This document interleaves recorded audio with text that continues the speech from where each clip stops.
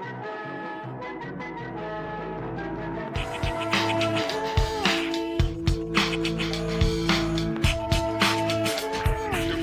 of 1999. Well, hello everyone, and welcome to episode 51 of the Movies of 1999, a podcast where we watch a movie from 1999 each week as selected by a bingo machine.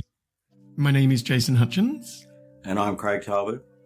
And in this week's episode, we're going to be discussing the Blair Witch Project, which the bingo machine selected for us last week, which was quite good because it was Friday the 13th, and then we got this movie on the Sunday. And that was paired with a movie called Cube. Now, don't forget to stick around to the end of this episode where we'll be crossing live to this week's movie night, the second last of the year, to spin the bingo machine with its two remaining balls and see which one of them drops, and that will decide which movie we talk about next week. Now, Craig, why do you think the Blair Witch Project might have been on the A-list this year? I would have been very, very, very surprised if it wasn't. I can't imagine not be. How many times have we sort of made veiled references to this movie throughout this year? Yeah, I honestly think, other than The Matrix, this is probably the movie that I was looking forward to seeing the most. Oh, really? Probably, honestly.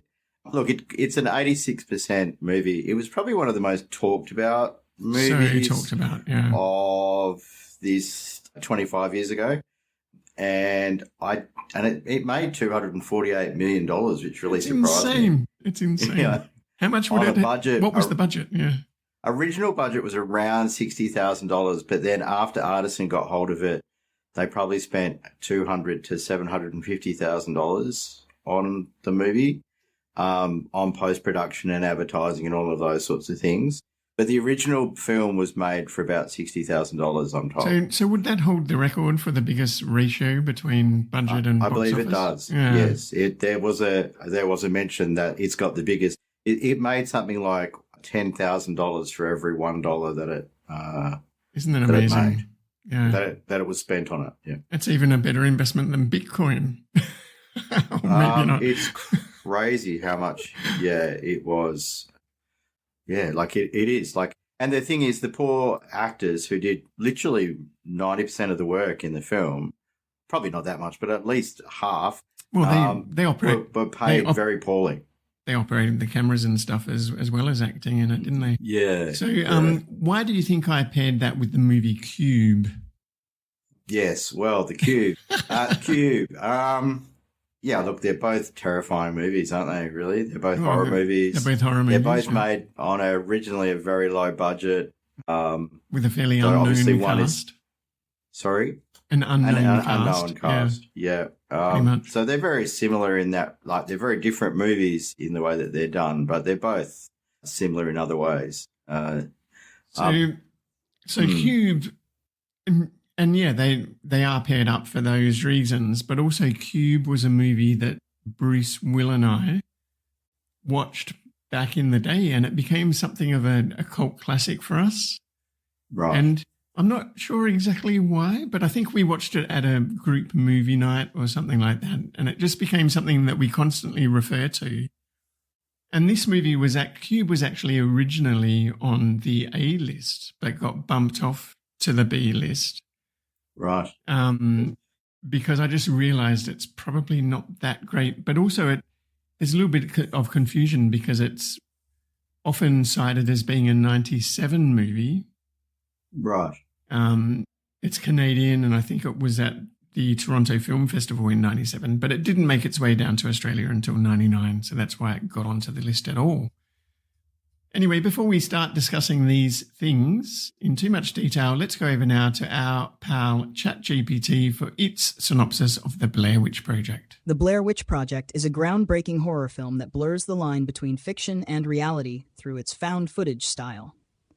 The story follows three student filmmakers, Heather Donahue, Michael C. Williams, and Joshua Leonard, who venture into the woods near Burkittsville, Maryland, to investigate the local legend of the Blair Witch. As they become hopelessly lost, eerie events unfold, and tensions rise, culminating in a chilling and ambiguous climax. The cast's raw, improvisational performances and the film's minimalist approach to horror create a deeply unsettling atmosphere that lingers long after the credits roll. And Craig, you said that this was an anticipated movie of yours. Had you ever seen it before? Not all the way through, no. Yeah, me neither. And I think it's one of those movies that it probably hasn't aged as well as... Look, my anticipation for it was very high. And look, it is it's definitely a movie of its time, and it's definitely a very important movie of its time. So I'm reluctant to be too critical of it, but I didn't enjoy watching it as much as I hoped to. I certainly wasn't scared by it, but I probably knew too much about it. It's probably the problem. I think if you walked into a theatre in 1999 with that initial, it's not a trailer, but the frontal thing where they say, these kids went into the woods and they died and we found their footage a year later or whatever it was, and that's all you knew about the movie, I think it would have been much more scary. And like in a darkened theatre, I think this movie would have been terrifying. That's one thing that Liza said afterwards, because we had the lights on and the Christmas tree was going, and it was quite a festive atmosphere at the movie night. And I think we didn't get into the headspace that you need to be in to really appreciate this movie. I think the way that it was done, because obviously they made the movie in the era of mobile phones, but the idea of the lost footage is like the original 3 kids went out in 91 or 92 or something. I can't remember the exact date. Yeah, 93 I think it is. Yeah, that they started this project. It kind of predated when everybody had mobile phones, which is why they didn't have them. They had walkie-talkies, but not mobile phones. So right, yeah. But I think if you genuinely believe that this was a real story, then it would have been a lot scarier. Yeah. Look, for me, it wasn't as scary as, for example, and I think I said this on the movie night, I found Sixth Sense more scary than this one. And then I watched The Cube. And within about 5 minutes, I was like, let's put it this way, there was some cursing involved with your name in it. Cube opens with a bit of gore, doesn't it? Because a guy gets sliced up. But it's not too bad, apart from that initial scene. I don't know. That scene's going to stay with me for a while, I reckon. It's just pretend, Craig. I know. It's just pretend. Goodness gracious. Anyway. Yeah, I found Blair Witch to be quite annoying because they were just so shouty, these 3 kids. They were constantly yelling at each other. Yes. I'm not sure whether it was too believable. It was a bit overdone.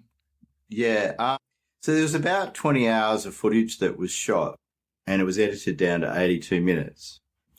And there's a mention here that one of the guys was in the army. I'm just trying to find that. So it was very heavily influenced by Greg Hale, who I think is one of the producers.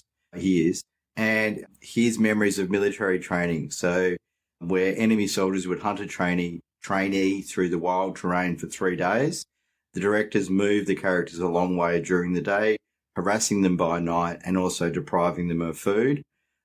The actors were only given clues as to their next location through messages hidden inside 35mm film cans that were left in milk crates, and they had to find them with GPS. So I was actually surprised to find that they found them with GPS. They must have had a GPS tracker with them. Yeah.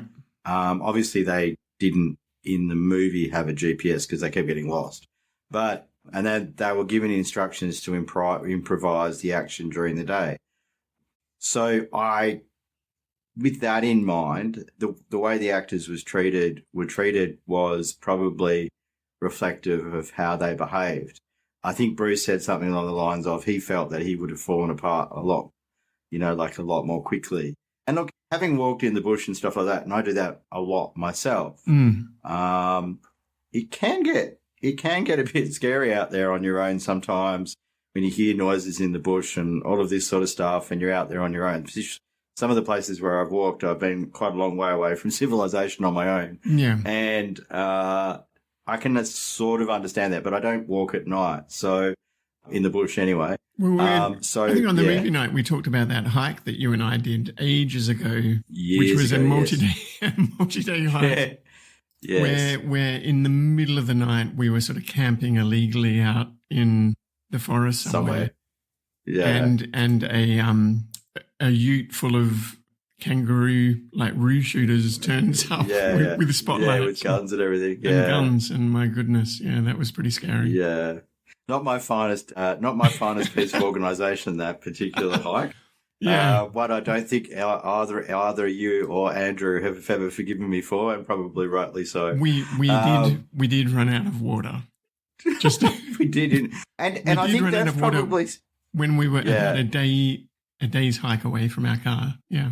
Yeah, and I think it's interesting, isn't it, that in Australia that's actually the problem, where they had the opposite problem. They didn't have food, but they had water all around them. Whereas in Australia, it did teach me a lesson very, very quickly. Like, I carry an enormous amount of water with me when I walk now. Yeah. It is quite a thing when you're walking in Australia to remember that you've got to have water, even in winter, because the water can't be relied on. So. No. I did definitely learn a lesson that day. That was when, my younger and sillier self. So I'll accept the public approbation. I was kind of expecting it. So fair enough. But yeah, I think that's the closest we've come to a Blair Witch Project kind of feel, haven't we? Well, certainly in my case, anyway. Look, as I said, I've learned from that. I carry my phone with me everywhere. I try and walk. I actually even changed my phone provider to Telstra because the coverage out in the hills is even better. Yes. If I'm actually going to buy one of those GPS locator beacon things that you carry with you for doing longer hikes, which I haven't quite got around to yet. But if I do longer hikes out in the bush, I'm going to definitely carry one of those. The always on connectivity these days, I think, makes things a little bit safer, but it's still scary. And it's very, very easy to hurt yourself. Like, I've tripped over a few times on rocks and stuff like that and realised that if I fell just a few more feet, I'd be stuck there with no one, Like, it's very, very easy to hurt yourself, especially, as I said, I walk a lot on my own, and I can understand the feelings of the people in the movie is basically what I'm getting at. Yeah. This movie introduced a whole new genre of horror as well, which was the found footage genre, which is quite an interesting one. And I think there was a period in time where it made sense to make that kind of movie because the technology was sort of in that phase where you had pretty good quality video cameras, but you didn't have mobile phones and this always on coverage that you talk about. And they sort of cut between the video camera, which is like the behind the scenes, and then the film camera, which is the documentary that they're making. And that's in black and white. So that's an interesting way of them editing the movie as well. Yeah. We've got the 16mm camera and also the video camera. Yeah, it's interesting because as part of the marketing campaign for this movie, all of the actors were listed as missing or deceased, and they weren't allowed to talk. On the Internet Movie Database, yes. If you went there and looked at the cast, they were all marked as deceased. Even at the Sundance Film Festival and all of that kind of stuff, they were listed as missing and deceased, and actually so convincing, and they weren't allowed to talk for a very long time. So convincing was that Heather's mother actually received condolence cards from people. That's amazing, isn't it? Yeah. So because they use their real names in the movie as well. They use their real names in the movie, which is actually a point of controversy for all three of them, because they feel like it's stuffed their lives subsequently. Yeah. And they were really like there's a whole story of them being really upset because it was a sleeper hit and it grossed over $250 million worldwide. These guys were paid a pittance, and all three of them lived in poverty, basically, according to them, for quite some time. And in the end, in 2000, they sued Artisan Entertainment because eventually they were paid a sum in the 5 figures after Artisan Entertainment picked the movie up. But originally they'd only been paid like what was the standard rate. And I think we've talked about this before, of something like $75 a day, which means they maybe made a few $100 out of the movie originally. Yeah, they only shot for a few days, didn't they? Yeah. So in 2000, one of the actors convinced the other two to sue Artisan Entertainment, and they eventually reached a $300,000 settlement for each of them, which is still not a lot of money considering how much money the movie made. No. But anyway, yeah. Apparently, Donahue said that during the audition, Myrick and Sanchez, who are the directors / writers, whatever, posed her the question, "You've served 7 years of a 9-year sentence. Why should we let you out on parole?" And she had to respond to that. And that was her audition, if you like. Oh. How would you respond to that question? Joshua Leonard said he was cast due to his knowledge of how to run a camera. And they used the word no omniscient camera was used to film the scenes. No, it's all point of view. Which is true. But I wouldn't say they really knew how to operate a camera, because some of those, I mean, back in 99, a lot of the news about this movie was people getting sick, like physically sick, watching this movie in a cinema because the camera shakes around so much. It does, yeah. I think we weren't used to seeing movies like that at the time. They are a bit more commonplace these days, handheld cameras, yeah. Yeah, it was. I mean, look, it's an issue with YouTube videos. Like, that's why so many cameras now have that stabilization and optical stabilization and all that kind of stuff. Because, you know, like all these vloggers and stuff, if you don't have that on, people can get quite ill watching your videos because you're constantly shaking the camera up and down. But even back then, it was possible to hold a camera more steady than what they do in this movie. They just really shake it around. Yeah. Well, because they weren't camera people. I mean, especially Heather. She only had 2 days training on how to use that little camera that she had. Wow. And, So what I did appreciate about this movie is there aren't any jump scares. No. Like, it really is just putting you in their shoes and, you know, invoking that atmosphere of being lost and being hunted. But you sort of don't see, you know, the Blair Witch jump out at them or anything. No, nothing like that. There is a moment in the movie when they're running through the forest at night and Heather yells out, "What on earth is that?" Yeah. And they had set up the ghostly apparition of the Blair Witch, and whoever was holding the camera was supposed to pan across so that you'd see it in the distance, but they forgot to. So they left her dialogue in the movie, but you never saw what they saw. So the entire movie, you never see anything. No, and I think that's what there's a comment. So this is from Roger Ebert, if I could put this in. So he gave this movie 4 out of 4 stars. I'm not sure when he wrote his review. I just have to double check that. But he basically gave the movie 4 out of 4 stars. So he wrote his review, I think, in 2000. He wrote his review in July 1999. He says that The Blair Witch Project is an extraordinarily effective horror film. And I will just put in there that it's considered one of the scariest horror films of all time. There's a list somewhere that lists it as that. And the film knows that, you know, like that feeling, that psychological horror of the thing that scares you in the dark, you know, when you're a kid or whatever. Yeah. It has no fancy special effects or digital monsters, but its characters get lost in the woods. They hear noises in the night and find disturbing stick figures hanging from trees. And a lot of it is just basically their imagination being inflamed by all of these talk of witches and hermits and all this sort of stuff. That's exactly right. Child murders and all of that kind of stuff. Their food is running out. Their smokes are gone, which I thought was an interesting thing, probably something that we wouldn't really appreciate as much today. No, there's been a lot of smoking in movies this year, hasn't there? Yeah, there has. So the Blair Witch Project is a reminder of what really scares us is the stuff we can't see. The noise in the dark is almost always scarier than what makes the noise in the dark. Any kid can tell you that, and I have a young man myself who still gets scared of things in the dark. So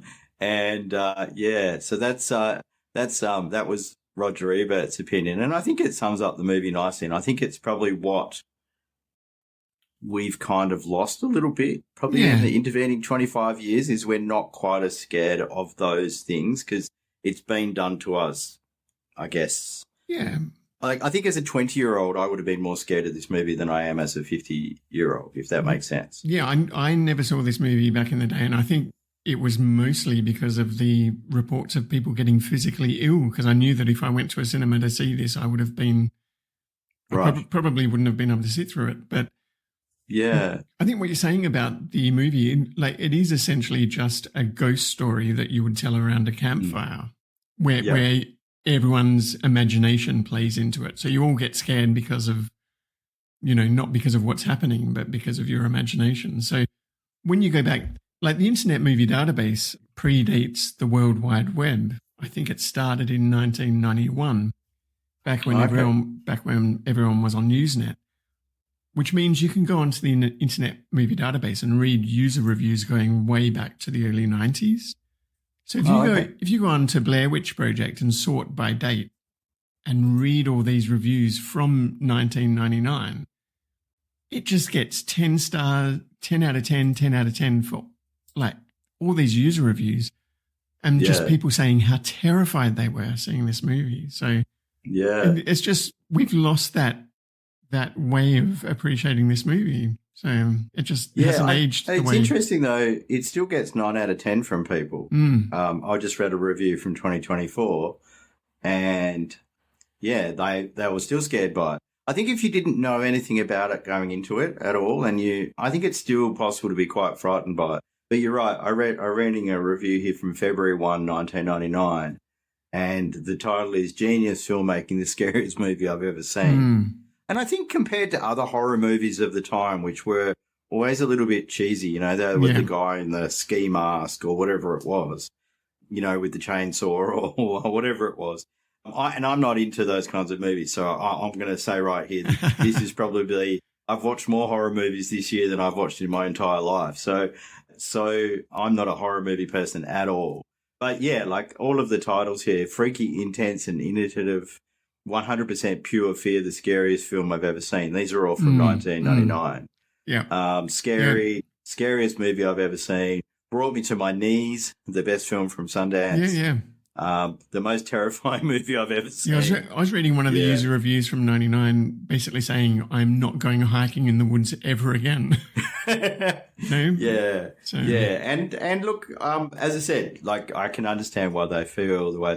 Apparently, as you mentioned, the directors only kept in touch with the three of them via walkie-talkies and through these little 35mm film cans. And apparently they did get genuinely lost several times. Yeah.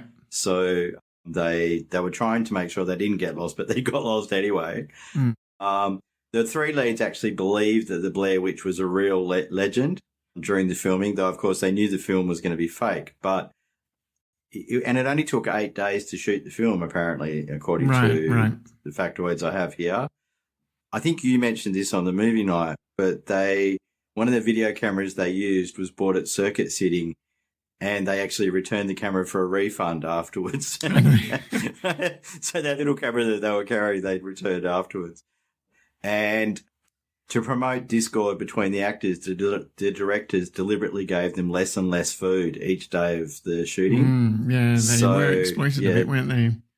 Yeah, well, and I think that comes from that military training idea. Yeah. Apparently the Blair Witch, you mentioned this already, that the Blair Witch was supposed to be seen in the movie, but they forgot to do the whole pan thing.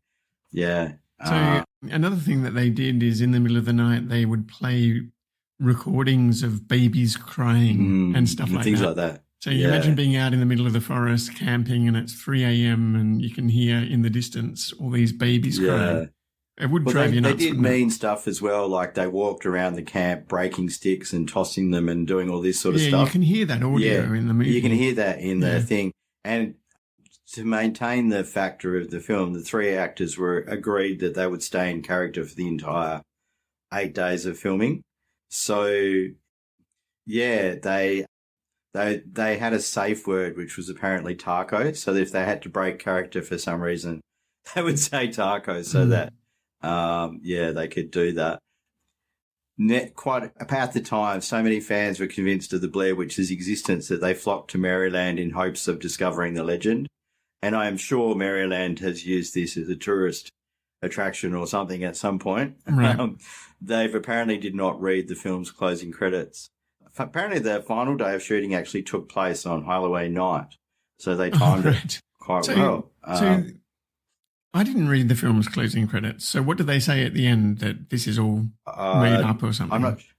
I'm not sure, actually. Mm. I didn't see that bit either, but apparently in the closing credits there must be some sort of disclaimer or something. Yeah. So it must be right at the end where they disclaim. It's probably really the standard disclaimer of nobody was harmed in this movie, you know, all of this is purely fictional, et cetera, et cetera, et cetera. I'm guessing it's what that disclaimer. This is another one of those movies that was actually had a much higher resolution, but then it was degraded because the footage was then transferred to 35 mil and then home video and all that kind of stuff. So it does have that very home video feel to a lot of the film. Yep. Which actually probably did it good. Yeah, they deliberately made the titles shake around as well, as if it's a really old school documentary. Yeah. So even though it only took 8 days to shoot the film, it took 8 months to edit it. So that would have been quite an expensive part of it. I am surprised by that because... well, there was 80 hours of footage. I suppose they had a lot of footage to go through. And maybe they weren't doing it full time. I don't know. But that's what it says, that it took them a long time to edit it. Yeah, I'm just watching the end credits now on YouTube. So I haven't... It said starring them... Yeah, video to film. So I suppose maybe they did old school editing rather than non-linear editing. They transferred all the video to film. But yeah, I don't see anything in the end credits that sort of gives away that it's all fake. So I'm not sure what they're talking about. No, I look, I don't know. It's just something that's mentioned. Apparently at Cannes, they used missing posters all over the film festival for the three people and stating that the cast was missing. But they had to take the flyers down the next day because an actual television executive had been kidnapped just prior to the Cannes Film Festival. And out of respect, they decided to take the flyers down. That executive was recovered safely, but yeah, I'm kind of spoiled their fun, I guess. Apparently there was a 35-page outline of the mythology behind the plot, which the actors were given before the shooting. All of the lines were improvised and nearly all of the events in the film were unknown to the three actors beforehand. So all of the surprises, all of their reactions were designed to be as genuine as possible because they weren't aware of what was going to happen to them. And a lot of the, like, you know, those little sequences where they're talking to people about the Blair Witch. I was going to mention these vox pops because you kind of forget about them. They were at the front of the movie. Yeah. So some of them were actors and some of them were real people that the Heather didn't know who was real and who wasn't. Right. So there were some people that were inserted into this to sort of, I guess, scare them and give their story a bit more life. And some of them were real people. So she didn't know which was which. She wasn't told. So I thought the one with there's one where a mum is holding her toddler and he's telling her, don't talk about it or something like that when she's relating the story of the Blair Witch. I thought that was very effective. And that just would have been his natural reaction, of course, but it kind of made things seem a bit more genuine. So apparently there's an interesting story that one of the women on the street telling her account of the Blair Witch events in Burkittsville was just a random woman the actors came across on the street. And she made up the entire story on the spot. Oh, wow. And then after filming, they tried to find this woman and get her to sign a release form, but they couldn't find her. So I think it's actually in the movie, but like she literally just made up this whole thing. Yeah. And like there's a lot of stuff about how they were given crash courses in how to do. So not a lot of time was spent preparing them for this. And there's a lot of stuff where particularly Heather Donahue has spoken a lot about how genuinely scared and frightened and terrified she was at the end of the movie, particularly that she was crying and hyperventilating, especially after the final scene and that kind of stuff. She's sort of doing a selfie with the flashlight shining in her face and she's crying. That's kind of this famous one that's on the poster and everything. Yeah, so apparently she did actually find it pretty terrifying in real life. She was quite scared. So they did a lot of their recruitment at a local college in order to get people to work on the production. They revealed to Mike that he was the one who had to destroy the map in one of these little canisters. He improvised on the spot by kicking it into the river and then realised that he thought the other two had seen him do it, but they hadn't. And then that whole sequence where they're really upset with him was real because they didn't know that he'd actually done that. And, Like Will and I were laughing at that whole sequence quite a bit, like the fact that he would just throw the map away. yeah, great idea, man. Yeah. Apparently Josh's shouts in the final scene were pre-recorded and then played through speakers hidden in the woods. So they could hear them, but they put the speakers in different spots so you couldn't quite locate where he was. Yeah. Mm-hmm. There's a lot of factoids on this movie. Obviously, it was one of the first movies to really make use of a viral marketing campaign. Yeah, what we would call now a viral marketing campaign. Well, this was very much one of the first films to benefit from that. I think this and The Matrix probably were the ones. Yes. Yeah, that's true. So the movie ends with the guy standing in the corner. Yes. In the basement, which goes back to a story that was told in one of these Vox Pops right at the beginning about how this guy used to kill the kids and get one to stand in the corner. But apparently that was all done retroactively because they filmed a whole bunch of different endings. They weren't sure how to end the movie. And then the one where he was just standing in the corner sort of, had the greatest effect on the test audience or something like that. Oh, okay. So then they went back and shot They went back and made up this story about the standing in the corner to sort of fit in. Yeah. Yeah, I don't know. The bit that I read said that they had planned that beforehand, that he would finish the movie with him standing in the corner. But maybe it was one of the alternative endings, as you say. So yeah. There was ones where they found him hanging. To be fair, and stuff, there's some different websites have different. There's a lot of websites that have info on this movie, and I think some of them kind of disagree with each other. So. Apparently Heather Donahue brought a knife into the forest while filming was taking place because she didn't like the idea of sleeping with two guys. And that would be illegal in WA as of the other day. So you're not allowed to carry a knife anymore. So there you go. They said that the fact that I was reading on Internet Movie Database said that they were planning a shock ending. So they filmed him hanging, they filmed him bloodied and surrounded by stick figures and filmed him crucified and all of this sort of stuff. Oh, okay. But yeah. It's interesting that this movie has an 85% score on Rotten Tomatoes, but only a 57% score subsequently from user reviews. Yeah, I think the score on the Internet Movie Database is quite low as well. So, I think that really goes back to it being a movie of its time, I think. I think at the time this would have been terrifying, and it's kind of a shame that it's lost its effectiveness over time. But we are at 33 minutes, Jason. So and I think we could go on about this for a lot longer. It is a very good movie. Don't you hear the approaching sounds of your?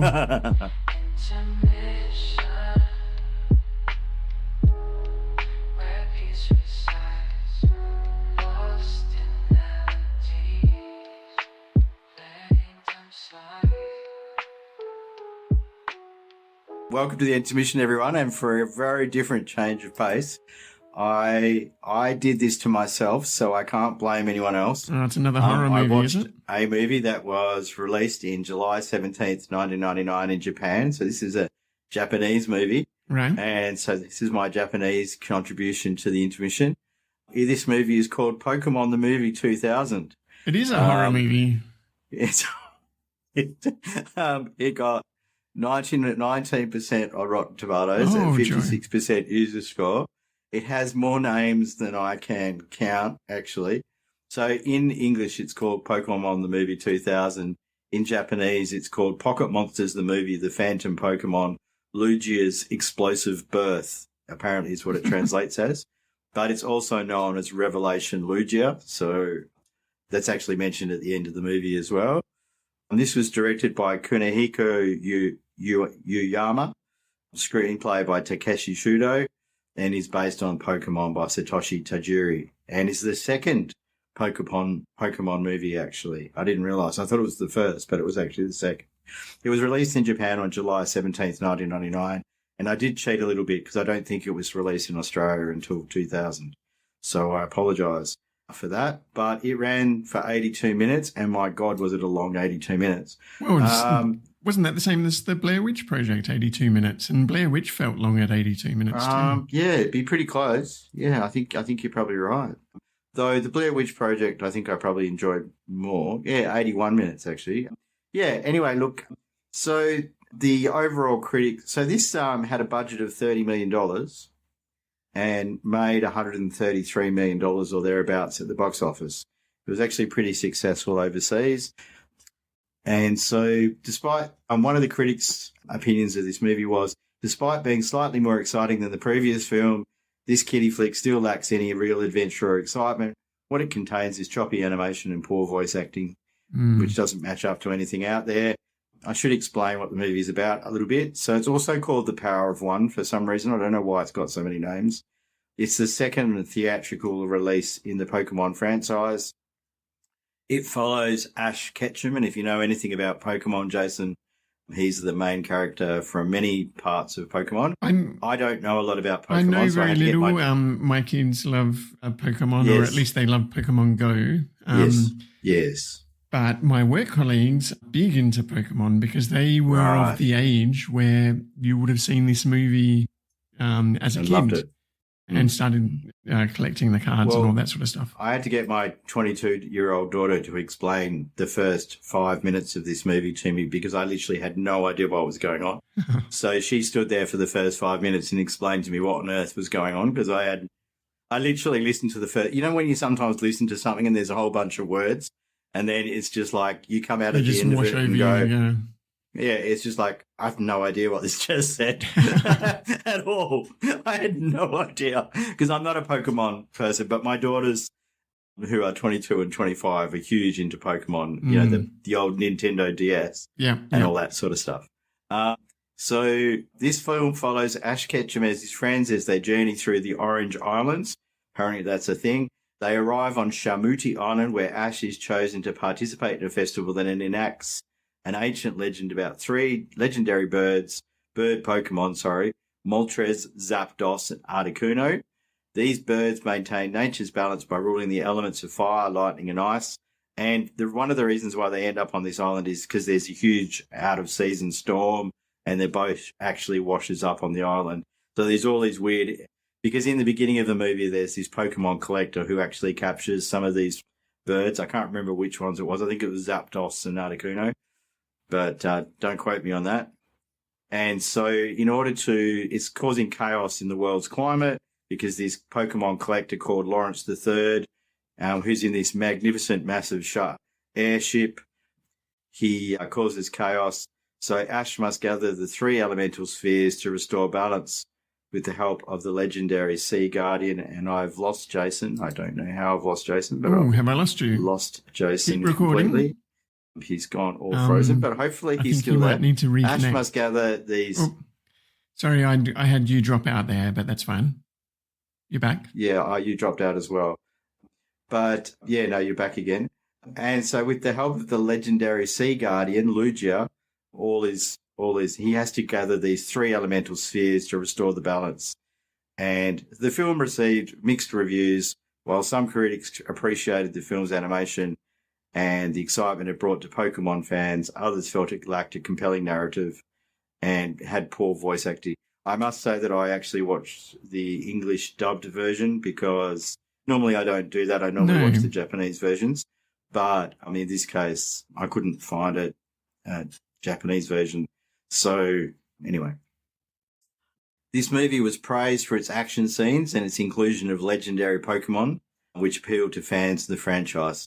But it was criticised for its simplistic plot and lack of depth compared to other animated films of the time. And overall, Pokemon the Movie 2000 is considered a nostalgic and entertaining watch for Pokemon enthusiasts, but it probably doesn't hold the same appeal for a broader audience. It did win some movie awards at the Stinkers Bad Movie Awards. It was nominated for Worst Achievement in Animation, and the remake or sequel nobody was clamouring for. And it lost the Worst Achievement in Animation to Digimon, the movie, which we've talked about. We have. And it is interesting to contrast this as well, because we watched that Studio Ghibli movie, Princess Mononoke, as our first one of the year, didn't we? And Yeah, that's just right. to compare the animation quality and stuff. Yeah. While I'm on the topic of Princess Mononoke, I just wanted to mention that our friends from the Revival Cinema are doing a Studio Ghibli revival right as we speak this weekend, over this week. And they were actually on ABC News. I saw it yesterday, talking about they're still going, and they're doing their Studio Ghibli. They had Totoro on the other night. Right. So the Revival House is a cinema in Perth that shows movies on film and shows. And apparently they're one of only what they think they're the only cinema in the world that only shows movies now on film. And they show all the old ads at the beginning of the movie as well, which is quite good. An interesting interview with the two co-creators of that project and like owners of the cinema now. I'd be pretty keen to get along for a Studio Ghibli movie there, so I'll have to have a look at their schedule. Yeah, I'll have to have a look. I didn't realise. I knew that was coming up, but I've been so busy. I've watched 125 movies as of yesterday, something like 240 hours of movies I've watched. But anyway, we're talking about the intermission. So that was the Pokemon the Movie 2000, and that was the intermission, everyone. Well, very good. And let's go now to ChatGPT for its synopsis of Cube. Cube is a cerebral sci-fi thriller that traps a group of strangers inside a mysterious, ever-shifting maze of cubic rooms, many of which are rigged with deadly traps. The film delves into human behavior under extreme stress as the group, played by Nicole DeBoer, Maurice Dean Wint, David Hewlett, and others, struggles to solve the mathematical puzzles that might lead to their escape. Like the Blair Witch Project, Cube uses its confined setting and minimalistic approach to amplify tension, proving that horror and suspense thrive on the unseen and the unknown. Both films are testaments to the power of low-budget ingenuity, relying on psychological terror rather than spectacle to leave a lasting impact. Now, Craig, what did you think of this one? Oh, my goodness. This is one of those ones where I was like, why did you make me watch this? Yeah, it is intense, especially in the first few minutes. Well, like I said, Look, I have to say, reflecting on it this morning, it is obviously a very good movie because I'm still scared. So, yeah, it's definitely one of those ones that has an emotional effect on you. And that first scene with the razor wire and I just honestly, slicing the guy up into that's just chunks. Yeah, okay. So this was directed by Vincenzo Natali, and I think this was one of his first movies, and written by Andrei Bajelic, Graham Manson, and Vincenzo Natali. It was produced on a very low budget in Canada. It's a running time of 90 minutes, $350,000 budget, made $9 million, but was very unsuccessful in Canada, unfortunately.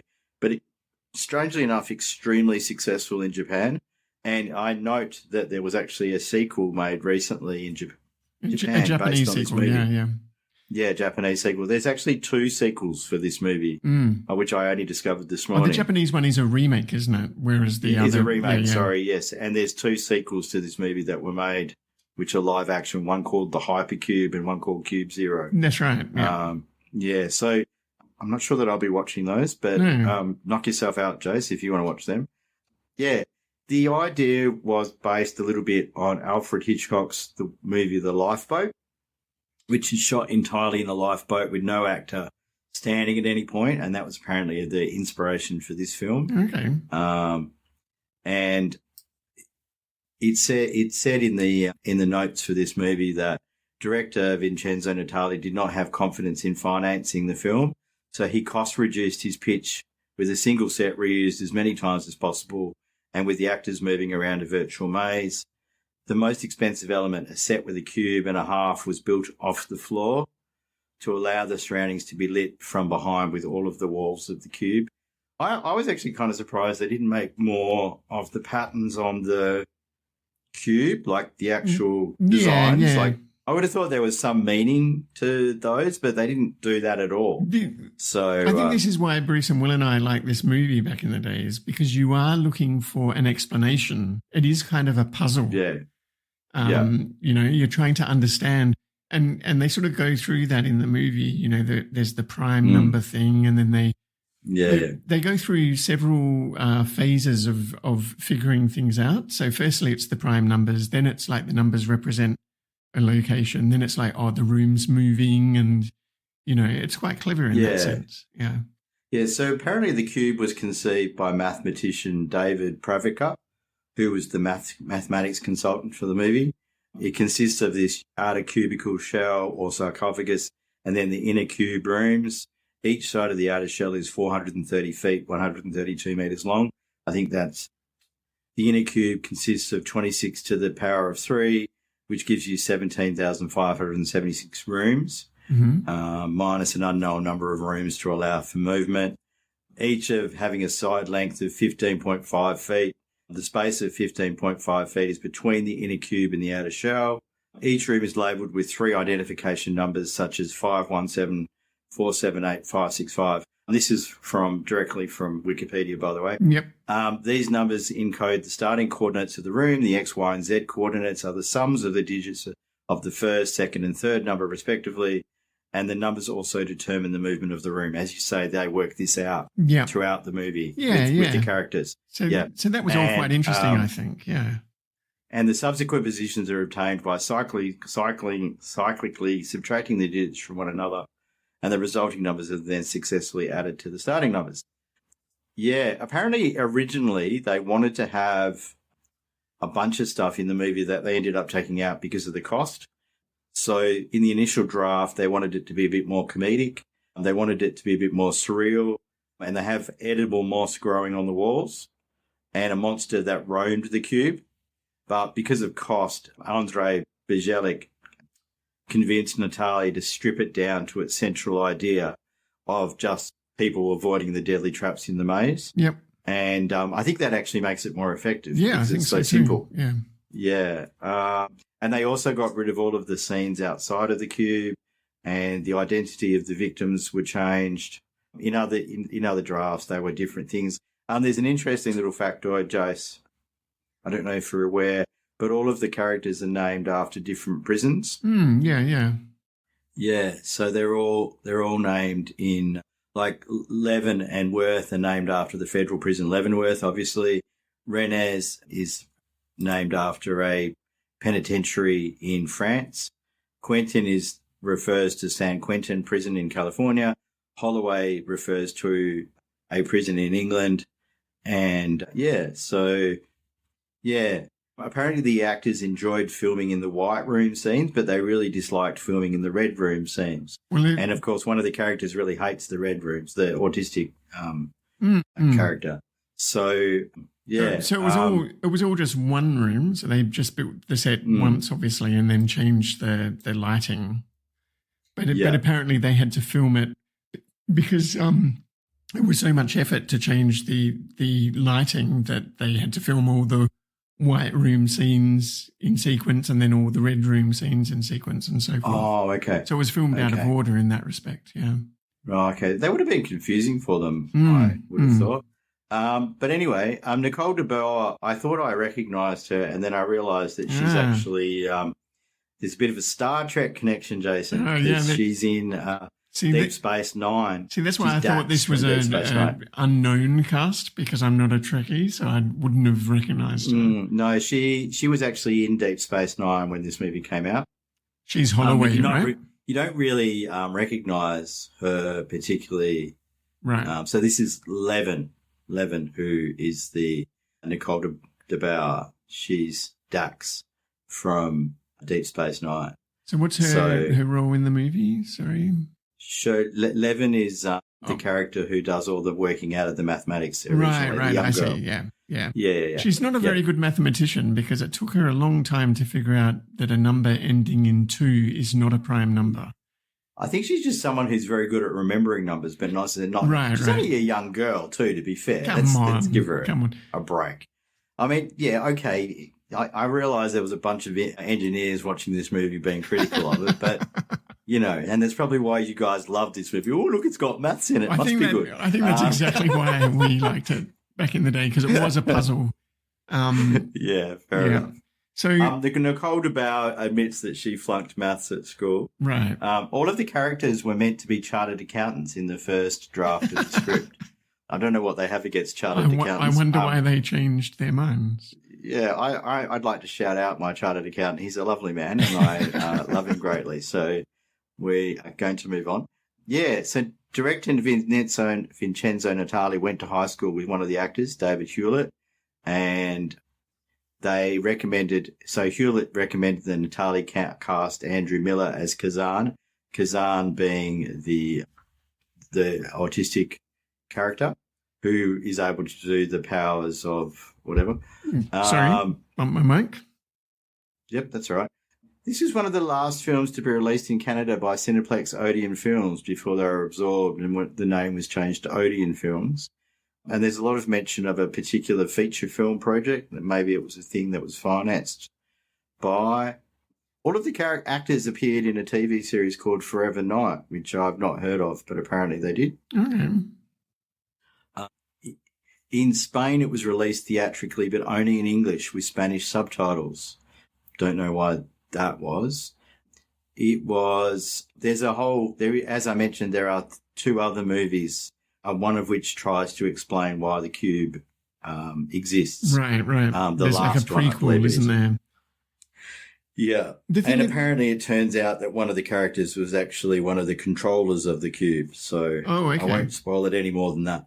So I think this is like a lot of horror movies, this is a high concept film, and I think Blair Witch is like that as well. I wonder if this was the first film in this genre. Probably not, but I mean, there's a lot of them these days of a bunch of people that all come from different backgrounds that are trapped in some sense. Yes. So there's another horror movie called The Platform, I think, and yes, they're all sort of similar in a way, and they're trying to figure out why are they there and how do you escape from this? Do you reckon this predates the concept of the escape room? Yeah, it is really much that's an thing escape now. room, isn't it? Yeah. Yeah. Well, that's what I said to Matthew, I think it was, on the movie night. Is this movie an escape room movie? And he was like, he stopped for a sec and went, yeah, it is. Yeah. So that's all I knew about the movie before I watched it. And I think now with escape rooms and all that kind of thing, this is a more familiar concept to us, but perhaps back in 1999 it wasn't. Though I do think this film has aged quite well because, God, it was still scary, especially all that razor wire stuff and all of that. Well, I think you needed to have that, you needed to have that at the beginning of the movie to set up how dangerous this place is. Yes. But then the characters aren't in a lot of danger. Not too many of them are killed by the booby traps. They kind of figure out most of them. And I think the booby traps later on in the movie are a lot tamer, aren't they? One is... Yeah, it becomes much more of a psychological horror in the sense. Yeah. So they've sort of set up they've set up the stakes, the high stakes, but then they don't need to show it anymore once the movie's underway. Look, I was on the edge of my seat for most of this movie. And then that last scene where Quentin's clearly gone mad and all of that sort of stuff. That was quite shocking to me, and I was genuinely upset at the end. I was glad that one of them got away. Escape. Yeah. Yeah. And then, that kind of last sort of scene. I found it personally still quite disturbing. Yeah. I literally went to bed last night. I'm quite disturbed and somewhat annoyed with you because I was like, why are you doing this to me, Jason? But anyway, look, I don't. This is another one of those ones I don't regret seeing the movie because I'd never heard of it before. No. I think it's actually a very well made movie. Yeah. Considering the budget that it's made on and the way it's done, I think it's bloody effective. Yeah. And if you're into this kind of horror, I would recommend watching it. But boy, for me, it was disturbing. I did enjoy it on the rewatch, but the one thing that grates on me, and I remember this from back in the day as well, is the acting is not very good. No. Some of these actors are not very good, and especially I would say Quentin. Yeah. He's a bit overdone. And also the autistic guy. Yeah. Is a bit overdone as well. I disagree with that because I live with autistic and work with autistic children, and there's a whole spectrum of behaviours and a whole spectrum of, and like his behaviours actually were to me believable. I actually felt sorry for the poor guy. So I didn't find that at all. I didn't find that unbelievable. I can understand why other people would, but having worked with many autistic both people of those of very different types, grated on me quite a bit. But yeah, I can understand Quentin because he just becomes angry very, very quickly. Yeah, and stays angry for the entire movie. Yeah, yeah. I thought Holloway was pretty good. Holloway was good, and I think the best part of acting in the movie was her monologue. Like, you do one little job. You build a widget in Saskatoon. And the next thing you know, it's 2 miles under the desert, the essential component of a death machine. I was right. All along my whole life, I knew it. I told you, Quentin, nobody's ever going to call me paranoid again. Like, we got to get out of here and blow the lid off this thing. This may be hard for you to understand, but there is no conspiracy. Nobody is in charge. It's a headless blunder operating under the illusion of a master plan. Can you grasp that? Big Brother is not watching you. Yeah. You know, I thought that was really good, that sequence. I actually think the last two actors, I think Worth, the character of Worth, I think he played an understated role, and I think he actually was quite effective in the end. Yeah. And the girl, Nicole DeBauer, who was probably the most famous of them all because of her roles in other things, including Star Trek, I think she was quite good as well. And I thought the guy who played the autistic character did a reasonably good job. No, I disagree. Probably a little bit overdone, but look, like I said, I've worked with autistic kids now for years. It was overdone. So, But I really like the idea of, like, this is a single set. You can almost imagine this as a stage play. And it's like this cast of different characters. And, I thought it was really interesting from that point of view. I don't know if it would work as a stage play because it wouldn't probably be as frightening if you could see into the cube. But well, because as a play, it would be all about the characters and their relationships and things like that. But you can imagine them crawling out, exiting stage left, and then the colours changing, and then them coming in on stage right. That sort of thing would be apparently quite this effective. is there's another link with this movie and the previous one in that the majority of this film was shot with a handheld camera. That's interesting, isn't it? Because it didn't really need to be handheld, this one. But no, but I guess for the reasons of cost, perhaps. The room colour has nothing to do with whether or not there is a trap or not, but on a meta level, the colours sometimes signify what happens within them. Apparently white represents discovery. Anytime the characters make some sort of a discovery, it's in a white room. Red obviously represents death or distress, and Kazan is always disturbed by the red rooms, and the characters often fight or confront each other in the red rooms. Apparently the handles on all the hatches are industrial die holders used for cutting threads on rods, and they were easily available in hardware shops. So, I mean, I would imagine this set would have still been quite expensive to make, but like they obviously cut costs where they could. Yeah. So, interesting little factoid. And one of the pointless little factoids that often happens in IMDb is that an hour is as long as I say is the last line spoken before the film hits the 1 hour mark. Yeah, so, I wonder if that's deliberate. Oh, probably. Yeah, I guess. But it would be hard to do when you're editing a movie to make it exactly. Yeah. I don't think it's a particularly important factoid except for those people that are probably slightly autistic, to be honest. I'm sorry, autistic people of the world. I have a great deal of respect for you all. I have one sitting just over here, so I'd like to point that out. This is the top scoring film in the franchise around this particular theme. So there are two others. Look, I thought it was a really interesting little movie. Well, not little movie. I certainly felt the tension and this one scared me more than probably any other movie that I've watched, actually, to be honest. Certainly more, sadly, than the Blair Witch Project, probably because I knew nothing about it, which is probably the success of a horror film, I guess. Yeah, exactly. Well, let's go over now to this week's movie night for the spinning of the bingo ball, and we'll find out which two movies we'll be talking about on next week's show. So over to you, future Jason.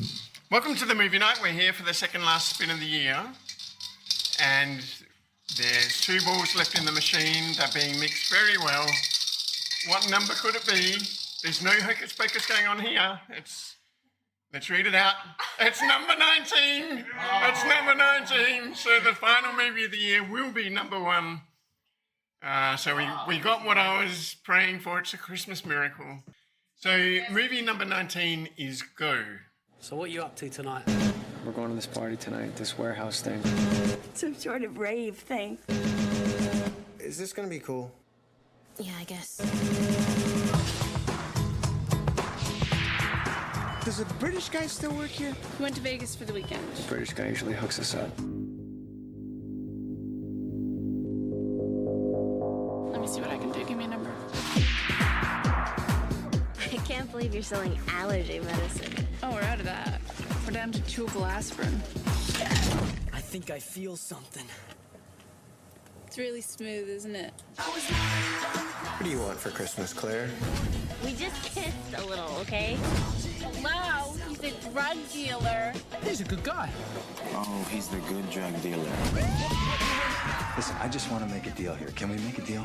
Are you Monty Hall? Now watch what I do with his wrist. I call like that, bump.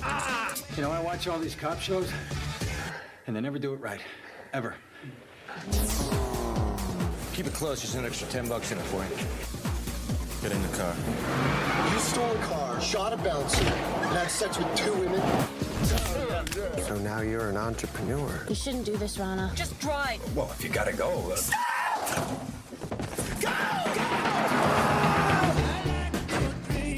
From Doug Lyman, the director of Swingers, Taye Diggs, William Fichtner, Katie Holmes, Breckin Meyer, Jay Moore, Timothy Oliphant, Sarah Polley, Scott Wolf. You know what I like best about Christmas? Mistletoe? The surprises. When there's nothing to do So, Zach, would you say you're open to new things? except what you've done. Is your British ass happy now? When you've gone too far to stop. There's no body, there's no crime. We'll put her in the trunk. Stop! What? Stop it! What? It's a Miata! This spring, Yo, man, I told you my mother's mother was Your mother's fun. This ain't roots. If you were any less black, you would be clear.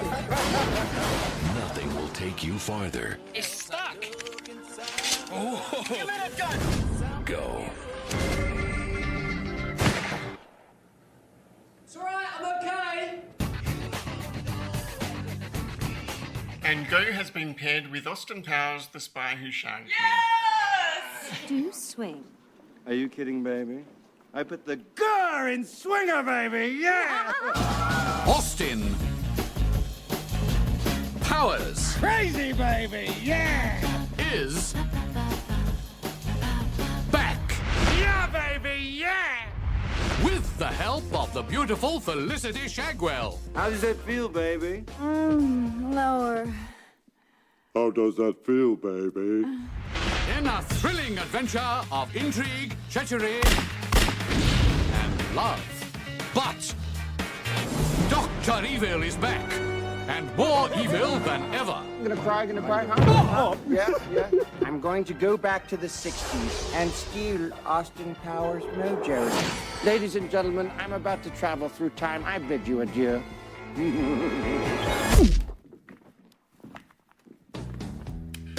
A bombshell with a secret. Robin Swallows. Swallows. That's an interesting name. Maiden name's Spitz. Well, which is it, baby? Spits or swallows? Dr. Evil, we began a program to clone you. He is exactly like you in every way. 1/8 your size. I shall call him Mini-Me. Mini-Me. Something small, something deadly.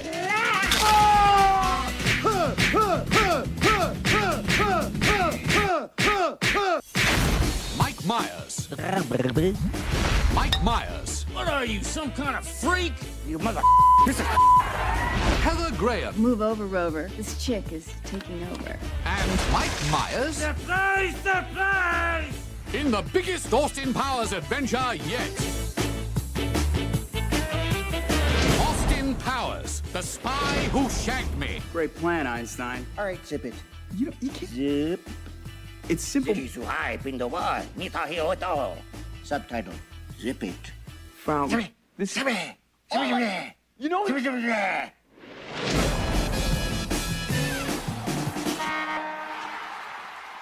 And there you go, Craig.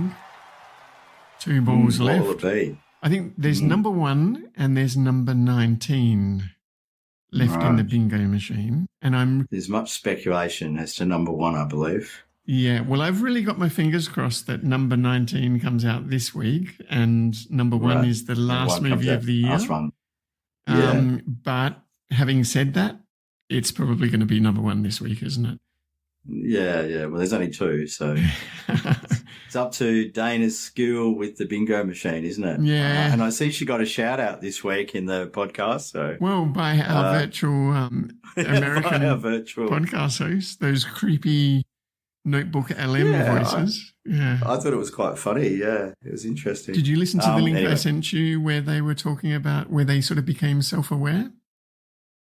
No, I haven't had time to do that yet. I had a really busy day yesterday, but well, listen to that one because that is pretty spooky. That is pretty spooky. I must admit, I'm fascinated by the fact that they can have conversations with each other and where they talk over each other and respond all to of each that other. sort of stuff. Yeah, it genuinely is fascinating. It is quite scary how good AI is getting with this sort of thing. Yeah. There you go. So on that another note, one down. Yeah, another one down. 1 to go. 1 to go. But we will have to do a follow-up podcast. Well, two to go. Two more podcasts. 2 more podcasts to go. Yeah. Or possibly 3 where we follow up the ending or whatever. I think so, yeah. We'll get to... Yeah. But, another one bites the dust. And let's go over now to Margaret and David for their review of the Blair Witch Project. And that's all from me, so goodbye. Goodbye, everyone. First, to the film we've all heard about and a few people have already seen its sneak previews in the past week, the Blair Witch Project. Well, the Blair Witch Project purports to be assembled from authentic film and video footage, but of course it isn't. What we're seeing is pure fiction. What's amazing is that this terribly low-budget, almost amateurish film has been so phenomenally successful. It's an incredibly simple film. Margaret. I found this the scariest experience ever, I think, in a film. I don't know, because they don't compromise on it. I think the performances of the 3 actors are so realistic and convincing. So we're sort of seduced into thinking that it really is happening. I love being scared witless in this film. I'm giving it 4.5 stars. I'm giving it 3.5.